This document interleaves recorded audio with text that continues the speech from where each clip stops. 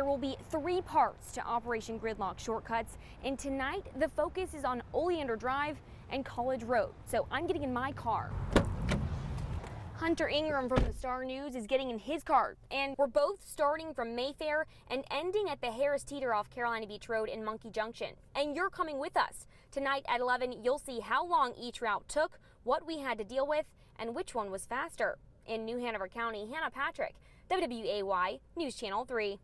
When I got here almost 3 weeks ago, the Puddle Jumpers Nature Preschool had an empty backyard, asking the community for any fallen trees from Hurricane Matthew. And now this is just one of the dozens of trees that make up a very full outdoor classroom. Daniel, as hundreds of people filed into the auditorium this afternoon, deputies took any and all signs people had, but that did not hold anyone back from asking exactly what they wanted, and the crowd did not hold anything back either. First, Representative David Rouser gave a little presentation. He focused on health care and the Affordable Care Act. He got an applaud from the crowd several times in the beginning for addressing what parts of the ACA wouldn't be up for appeal. Randy, you may be able to see behind me, traffic is flowing pretty smoothly, but that was not the case around 8 o'clock this morning. We're going to show you. Take a look at this video. This was traffic that was backed up for a few miles on Carolina Beach Road around 8 o'clock this morning. The North Carolina Department of Transportation has closed 3rd Street and Burnett Boulevard between Willard Street and Carolina Beach Road. They're called sea legs. And while these boats were originally created to make fishing easier, the owner of this boat decided to put its capabilities to an even better use after Hurricane Matthew. I'm with Hunter Ingram from the Star News. We are about to try to find the quickest way around one of the most congested areas in Wilmington. So we're both going to start right here in Mayfair. And then we're going to end up in Monkey Junction at the Harris Teeter off of Carolina Beach Road, but we're going to take 2 separate routes, and it's all going to be done at rush hour. And we're going to record and time the whole thing on dash cameras. Let's go. Okay.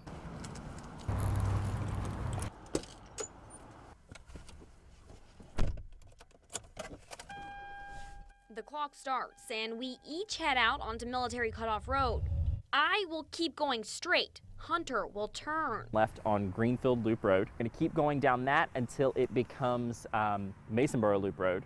I will take Military Cutoff until it turns into Oleander Drive. I'll only have to make 1 turn on this route. That's some traffic for you. But that turn may be the biggest time hurdle for me because it's a left turn at Oleander Drive and College Road. We are not moving. Meanwhile, Hunter is still making his way to Pine Grove Drive. We have been sitting in traffic for almost 10 minutes, about a half a mile back from the intersection. We are stuck in traffic. College and Oleander is considered the #1 hotspot for the 4th most congested stretch in Wilmington. On average, almost 48,000 cars drive through here every single day. We've sat through 3 green lights so far. Hunter finally makes his left turn onto Pine Grove Drive. We're going to be sitting in some more traffic. Maybe Hannah's having a little more luck than we are. After 4 green lights, I finally make my 1 turn, but I'm still 6 miles away from our destination. Stopping. Mom reach. I did the mom reach. I gotta imagine that we might be a little ahead of Hannah. Finally, both of us are out of the congestion and actually moving. We're almost there. It's just a little farther. You've arrived at your destination. Woo! My 11-mile route took 39 minutes and 31 seconds. And Hunter's 12-mile route? 39 minutes and 42 seconds. 1 mile made my route only 11 seconds quicker during rush hour. I was thinking you were either way ahead of me or way behind me. See, and I thought you would get way ahead of me because of the... I passed you and I was like, Yeah. We both guessed wrong on this outcome. And even though it's not clear my route was faster, we agreed on something else. It's easier, but it's not necessarily faster. Tonight it proved to be by 10 seconds. And maybe not driving during rush hour. Exactly. This is not the only shortcut we are working on for you guys, so check back to the Star News later this month and we're going to have a full story on local shortcuts and whether they will help your drive. And tune in to Good Morning Carolina on Monday to see which road we are tackling next. In New Hanover County, Hannah Patrick, WWAY News Channel 3. What happens when you send this female reporter out to cover a story about 3,000 dresses? A little bit of looking, of course some reporting, and maybe some more looking. Julia Lawson is also doing some looking, I'm falling in love with everything that I pick up. anxious to see what's up for grabs in the civil auction. Everything is going to be sold. That includes mannequins, racks, hangers, everything. Lieutenant Jerry Brewer with the New Hanover County Sheriff's Office says it's all because the owner of Isabella Grape Boutique has a judgment against her for more than $100,000. They owe money and they have property. We can seize that property. Brewer says normally when this happens, deputies are auctioning off vehicles or equipment. This time it happened to be 3,000 dresses. That means the sheriff's office has one day to try to get rid of everything, make back the money, and maybe have some fun while they're at it. We tried to get some of the deputies to wear them, but they said no. They just didn't, guys just didn't look right in them. So, we're trying to sell this product as best we can. So I took that as an opportunity to try one on for them. And of course, it had to be one of the most expensive. This dress, almost $3,000. This Saturday, there's no telling what it might sell for. So you had the opportunity to get a beautiful dress that was thousands of dollars, and you may get it for $10 or you may get it for $100. It's the perfect opportunity for Lawson to stock her newly purchased bridal shop on Shipyard Boulevard. Will they be less expensive at your? Oh, much less expensive because we'll be able to purchase them on Saturday for little of nothing. That's why she plans on being here bright and early. First thing, yes. I'm gonna try not to camp out, but yeah. That is, if I don't get here first. In New Hanover County, Hannah Patrick, WWAY News. At the moment the whistle blew, the water temperature was 56 degrees. That didn't matter to these 7,000 people dressed in bikinis and Speedos, banana costumes, and even a white dress and suit. This is our second year in a row, her fourth year of doing it. But this is the first time Bryce Crane and Angela Burns have ever taken the dip as bride and groom.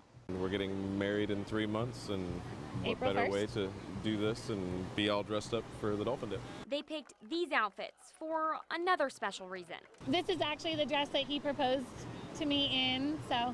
And this is similar to what I'm getting married in. So, to kick off the new year, they're starting the wedding celebration now. How was it? Cold is right, because right after I captured their sweet and chilly moment, I turned the camera on myself. And then a second time, when I realized I forgot the GoPro. Oh, it doesn't feel as bad this time. Okay, I'm live. Let's go. Ready? Yeah. Okay. Here we go.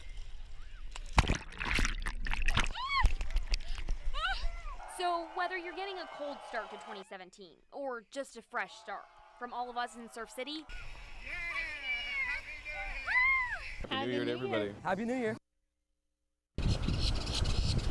as clouds linger over Southport's waterfront, a somber feeling lingers throughout the town. I can definitely feel it. Just like any other day, Matthew Milley watched several Southport police officers come into Locals for coffee and breakfast. But this time, something was different. When they came in, I could just see it in their faces. One of those familiar faces was missing. Officer Jason Freeman has been with the City of Southport Police Department for 1 year. Police Chief Gary Smith says Officer Freeman was killed in a single car crash on Stone Chimney Road in Supply early Sunday morning. The chief says Officer Freeman was off duty at the time, but he was driving his patrol car. As to why, they're still unsure. The Highway Patrol says Freeman was exceeding the 55-mile-an-hour speed limit, ran off the road, hit a mailbox, then hit a ditch culvert. It is pretty heartbreaking. While the investigation continues, Freeman is being remembered as a hero. He was instrumental in saving a life on Ocean Isle in 2014, and that citizen wrote me a letter this morning in condolence. Smith says he also saved a life here. When he came to Southport, he was awarded for saving a life downtown on our waterfront. Now all Smith asks is for the community to send thoughts and prayers to Freeman's wife and 2 children. He will definitely be missed. I wish I could, do more for him and his family. In Southport, Hannah Patrick, WWAY News.